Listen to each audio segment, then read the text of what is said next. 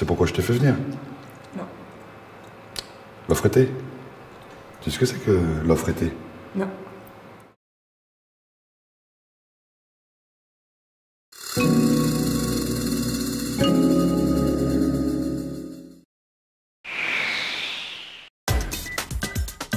Bonjour et bienvenue dans 100% Media Move, notre nouveau magazine média vidéo.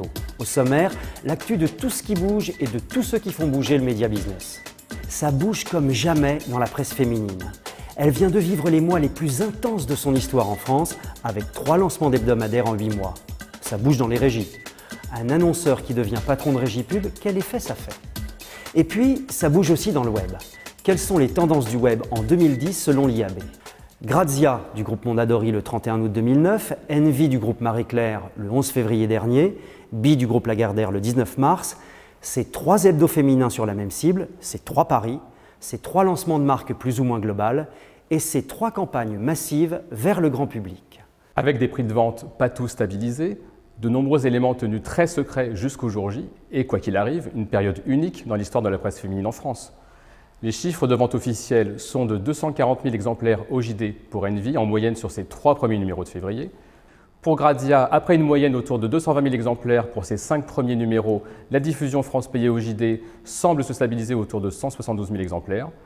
Quant à Bi, sa diffusion est à plus de 220 000 exemplaires France payée sur ses 2 premiers numéros, d'après des sources éditeurs. Et puis nous avons demandé à une agence média qui n'a géré aucun des 3 budgets de lancement de nous donner son avis objectif. Corinne Trupiano, directrice presse d'Omnicom Media Group, nous parle de ces événements vus de l'intérieur d'une agence média. Il se trouve que les spécificités de ces 3 lancements, c'est la périodicité. On est vraiment à la croisée de chemin des hebdomadaires qui s'adressent plutôt à un public plus mûr et des mensuels qui s'adressent à un lectorat beaucoup plus jeune. La grande nouveauté, c'est qu'aujourd'hui, les titres n'arrivent pas seuls, ils arrivent avec une offre globale. Au minimum, on a un titre papier, enfin un support papier et un support digital, voire plus dans le cadre de Bi. Dans le cadre de lancement, on a vraiment deux typologies d'annonceurs. On a des annonceurs qui aiment la nouveauté, la médiatisation des lancements et s'attachent à jouer toujours les premiers numéros. D'autres préfèrent attendre de voir comment évoluent les titres. La difficulté dans nos recommandations, c'est d'effectuer des arbitrages dans une situation où on voit apparaître 3 titres sur le même segment avec la même périodicité. Donc il est clair qu'on peut difficilement jouer les 3 titres.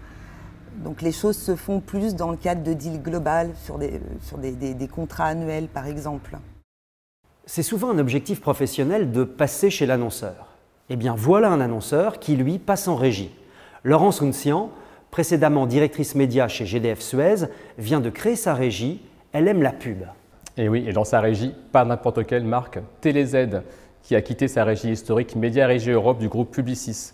Et TéléZ, c'est près d'1 700 000 exemplaires en diffusion payée France au JD 2009 et plus de 6 millions de lecteurs à EPM en 2009. De passer d'un grand groupe où j'étais annonceur à une régie indépendante, c'est une grande aventure. Aujourd'hui, si je faisais un bilan au bout de 3 mois, c'est très court, 3 mois, mais c'est que du positif. C'est vraiment une expérience formidable. Qui mieux qu'un annonceur peut comprendre les besoins des annonceurs, les besoins des agences.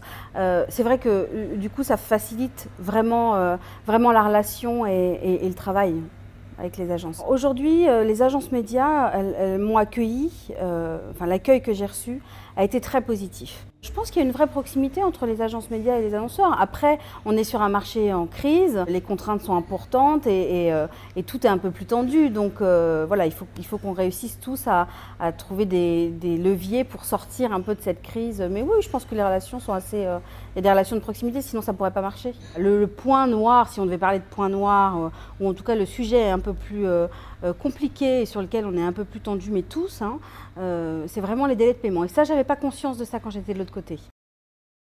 Réalité augmentée, mobilité, réseaux sociaux, les innovations sur le web sont toujours en pleine accélération. L'IAB France a publié Changing World, son book 2010. Richard Strull nous dresse un inventaire des tendances du numérique. Les principales tendances identifiables en termes de signaux faibles sur 2010, c'est un réel avènement de l'Internet mobile et de l'usage de la mobilité, fortement tiré par l'iPhone. Une évolution des réseaux sociaux avec l'atteinte par certains réseaux d'une vraie masse critique. Un Facebook a une vraie masse critique. Twitter monte en puissance très vite, est très notoriel, mais n'a pas aujourd'hui une masse aussi conséquente. Un vrai développement de tout ce qui est réalité augmentée et interaction directe avec l'environnement, que ce soit dans un téléphone portable, dans un PC. Le projet natal de Microsoft, c'est une console de jeu sans manette du tout. C'est vraiment un changement dans l'interaction. Et enfin, il y a un vrai changement dans la façon de rechercher de l'information avec une montée en puissance des recherches pilotées par nos alter-ego, les autres internautes, plus que par un bête algorithme.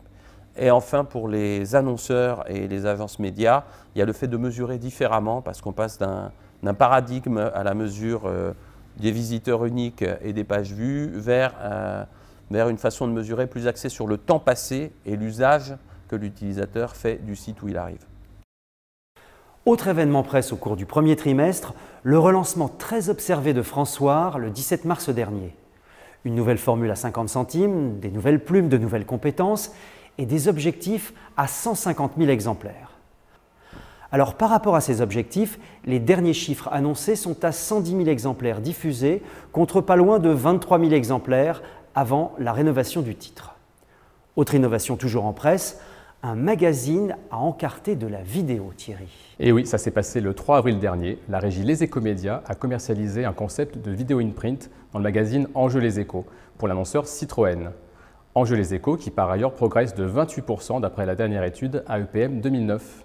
Thierry, les chiffres clés du trimestre en quelques mots? Le mois de mars est traditionnellement riche en livraison de chiffres et d'études. Tout d'abord, le bilan IREP France Pub, qui donne les chiffres d'investissement publicitaire en net, a donné son verdict pour l'année 2009. Le marché s'établit à 10 291 millions d'euros, à moins 12,5% par rapport à 2008 selon l'IREP. De leur côté, les dépenses nettes des annonceurs, tous moyens de communication confondus, collectées par France Pub, passent sous les 30 milliards d'euros, à moins 8,6% par rapport à 2009. L'OJD et Audipresse ont également publié les chiffres de diffusion et d'audience du Mediapresse pour 2009.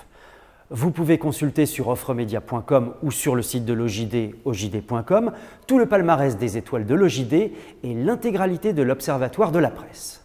Par ailleurs, Audipresse a publié les chiffres d'audience de la presse quotidienne, c'est l'étude EPIC, et de la presse magazine, c'est l'étude AEPM.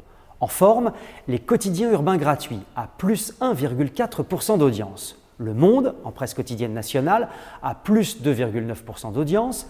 Et les quotidiens régionaux qui réunissent plus de 17 millions de lecteurs chaque jour. Pour les magazines, seule la presse People est en progression d'audience. D'autres chiffres d'audience? Oui, en télé, la TNT gagne toujours du terrain. L'audience TV Médiamétrie fin mars créditait la TNT de 18,8% de part d'audience dans un paysage où les deux premières chaînes, TF1 et France 2, représentent encore tout de même 40,9% de l'audience télé. Sur Internet, l'audience Médiamétrie Net Ratings de février, publiée le 26 mars, met en évidence la percée de Facebook qui devient le second site français en termes de visiteurs uniques avec près de 21 millions de VU derrière Google, mais le premier en temps passé. Richard Strull nous l'a précisé il y a quelques instants. Et vous pouvez retrouver tous les chiffres en détail sur le site offremedia.com ainsi que sur la newsletter 100% Média. Et puis, les actus et les offres sont également consultables librement sur notre nouvelle application iPhone. Donc ça bouge aussi du côté d'Offremedia. Au revoir et rendez-vous prochainement pour une nouvelle actu de ceux qui font bouger les médias.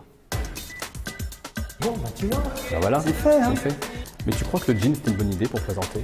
Écoute-moi, tu sais, le costume, puis, il pouvait pas être pareil, franchement.